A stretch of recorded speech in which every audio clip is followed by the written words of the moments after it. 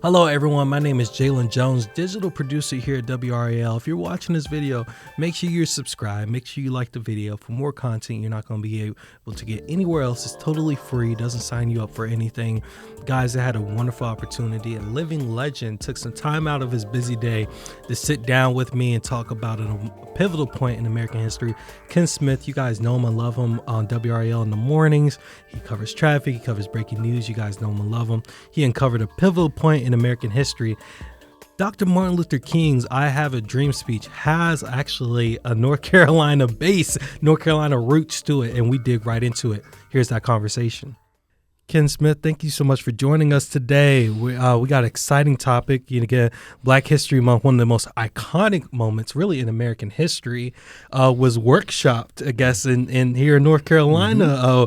Talk to me about a little bit about what you found in Little Old Rocky Mount. Yeah, this is a story that we did with distinguished NC State professor Jason Miller. He spent more than a decade researching Dr. King's I Have a Dream speech. And in doing so, he discovered that Dr. King actually practiced that speech in a gym, the Booker T. Washington gym at the time, in Rocky Mount, 8 or 9 months before the March on Washington.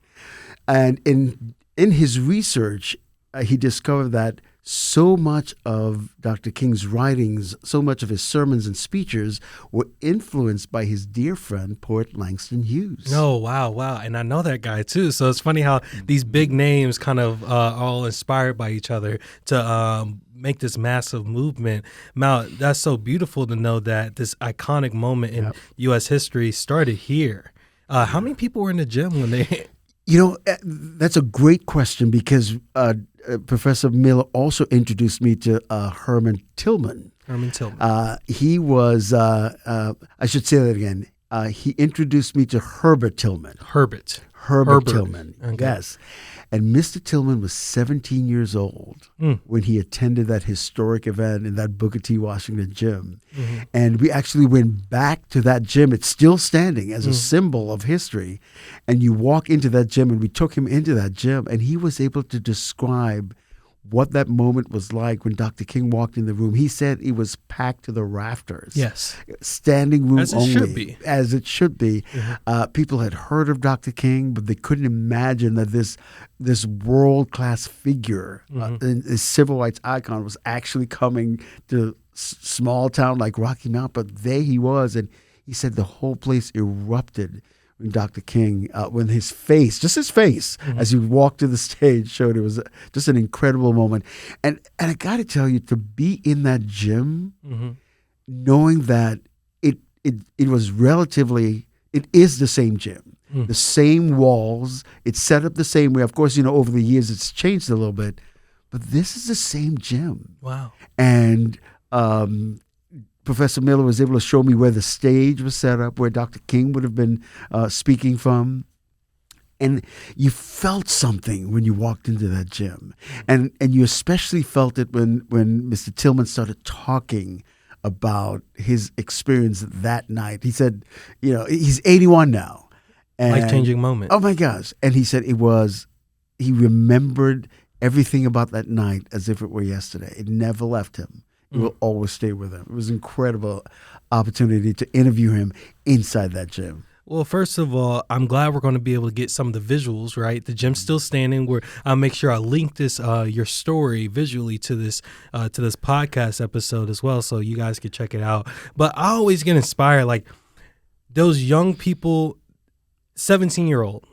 1960s, correct? 1960s. Yep. They don't realize how pivotal they're going to be a part of carrying on history now in 2026. And it's always like, it's a little bit inspiration to the young people. Now you guys are a part of history, and we're going to be interviewing you guys a part of history as well.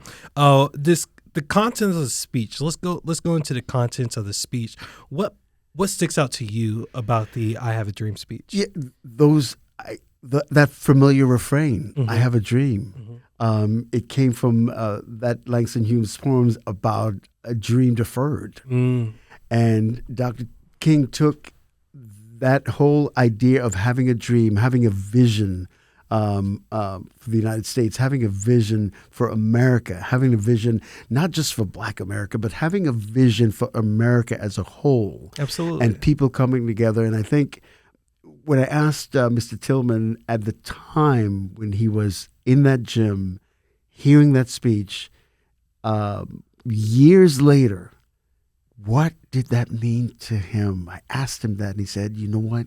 It gave me hope. Good. At a time when we were deep in this whole idea of segregation. Yes. Because he took me to Rocky Mount back in the 60s. He said there were two worlds in Rocky Mount, as in most cities.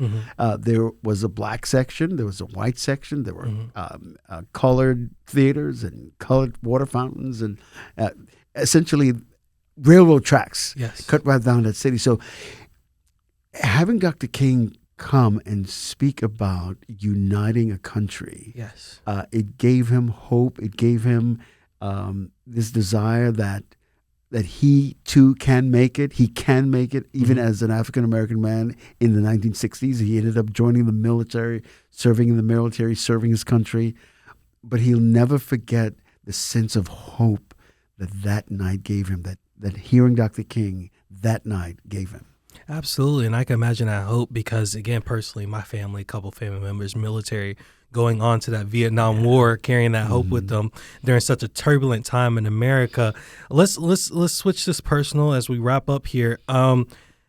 You had a dream. And you started in this industry as well, making your way because you were military, correct, as well. I was serving in the National Guard. We appreciate you for your service. Talk to me about your dream as well, transitioning from the Caribbean and now here in America. Yeah, I tell this story all the time. As a kid growing up in the Virgin Islands, first being born in the British Virgin Islands, and then moving over to the U.S. Virgin Islands, we were immigrants, you know.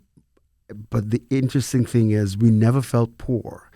So I remember the first time I ever saw a television was when I moved to the U.S. Virgin Islands. Yes. You know, I was 7 or 8 years old. I saw television for the very first time. Up until that point, and this was the early 70s, up until that point, all I knew was radio. Yeah.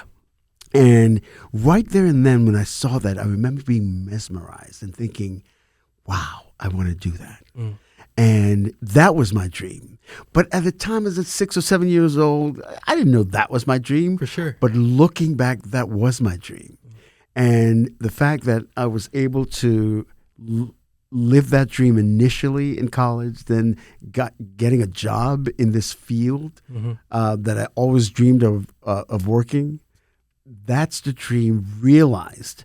But I always tell people, a dream realized doesn't mean that you stop growing. Yes. It just means that you continue to search for what's next in that dream.